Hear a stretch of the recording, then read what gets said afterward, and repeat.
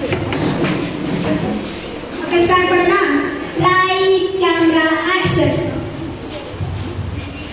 ಬರ್ರಿ ಐಶ್ವರ್ಯ ಅವ್ರ ಮನೆಗೆ ಹೋಗೋಣ. ಓದಾಗ್ತಾರೆ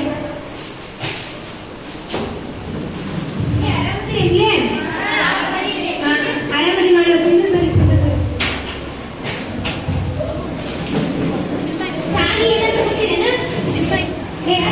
ನೀರು ಕೊಡ್ತಿದ್ದೇನೆ. ಆಂಟಿ 5 ಗ್ಲಾಸ್ ನೀರು ತಗೊಂಬ.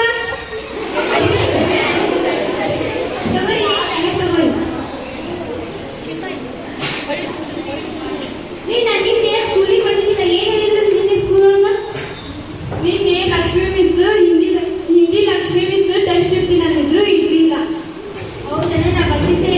ನೀವು ಓದ್ಮೇಲೆ ನಾ ಟೆಸ್ಟ್ಗೆ ಓದ್ಕೊಂಡ್ ಬರ್ರಿ. ನ್ಯೂಟನ್ 3 ನಿಯಮ ಓದಂ ಬರೀಲಿ.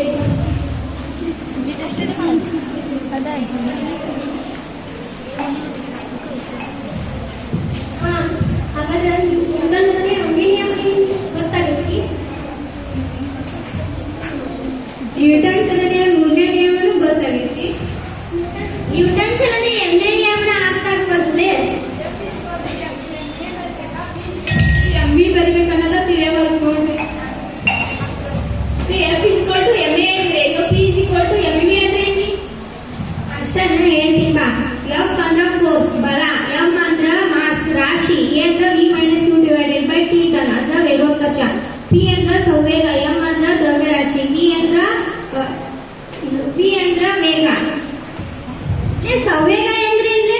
ಸಂವೇಗ ಅಂದ್ರ ದ್ರವ್ಯರಾಶಿ ಮತ್ತು ವೇಗಗಳ ಗುಣಲಬ್ಧಕ್ಕ ನಾವು ಸಂವೇಗ ಅಂತೀವಿ. ಇದಕ್ಕ ಉದಾಹರಣೆ ನೋಡಿದಾಗ ಸೈಕಲ್ ಮತ್ತು ಒಂದು ಲಾರಿ.